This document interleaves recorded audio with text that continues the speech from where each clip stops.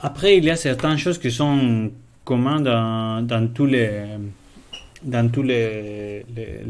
différents types de visualisation qu'on a sur Excel Analyzer.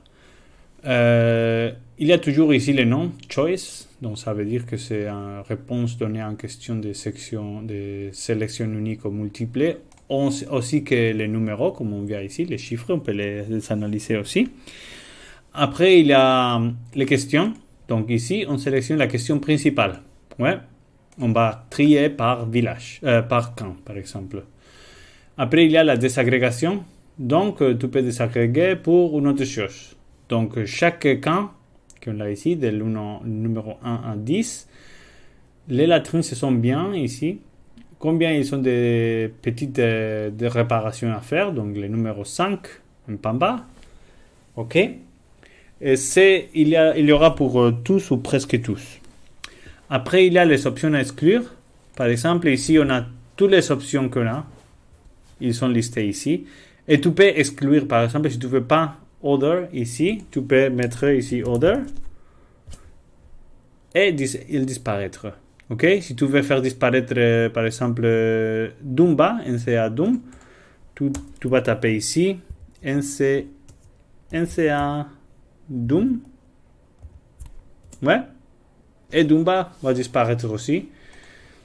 Les mêmes pour... les options se sont données ici. Toutes les options se sont là.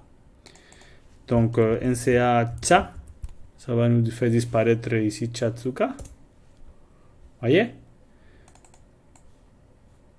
Et voilà. Ce sont plutôt toutes les choses qu'on peut faire. Donc, pour faire peut-être les graphiques plus jolis, tu pourrais enlever ça ou ça ou ça. Ici, les codes que j'utilisais, ce ne sont pas hyper faciles, mais tu peux toujours les voir dans les choix. Ouais. Ce sont ces codes ici. OK? Mais je les ai pris comme ça pour une raison concrète.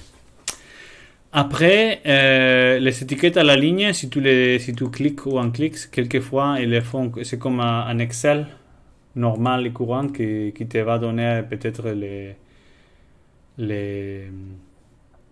les étiquettes un peu plus jolies. Peut-être par exemple ici, je ne sais pas si ça va changer. Ouais, comme ça ou comme ça. Donc, si c'est trop serré, peut-être tu peux essayer de faire l'étiquette à la ligne, ça va améliorer un peu. Après, placer les questions dans l'ordre de croissante, je les trouve sympa parce que comme ça, tu as un graphique qui va toujours descendre. Si tu ne les tiques pas, tu vas avoir l'ordre qui est dans ton fiche, dans ton formulaire. Mais peut-être comme ça semblerait un peu plus joli. Après, le regroupement des numéros, ça va marcher que pour les questions là où il y a les chiffres. Par exemple, ici, combien de filles utilisent cette latrine? Donc, il y a intéressant. On va faire Adult Male. Ouais, on va faire, par exemple, on va prendre le modèle 1.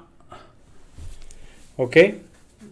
Il y a 26% qui sont entre 0 et 10. Il y a 13% entre 12 et 20 hommes et 13 entre 20 et 30.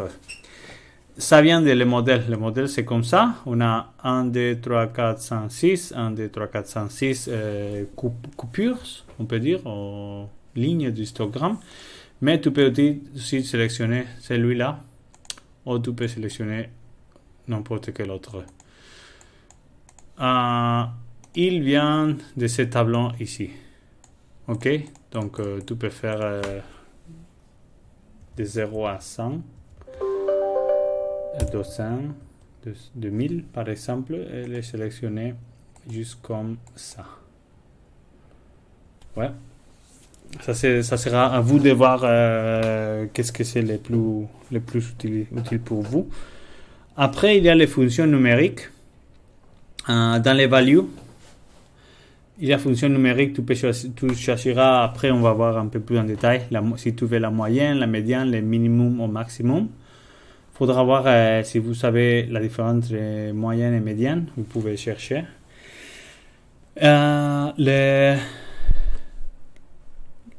Dans les rankings, vous savez aussi la pondération pour donner plus d'importance à la première choix, à la deuxième choix, à la tertiaire, troisième, quatrième, cinquième. Tu peux changer la pondération. Tu pourrais dire ici je les donne 15 points, 10 points, 7 points, 4 points, 2 points, 1 point. Donc tu as 6 catégories si tu veux faire.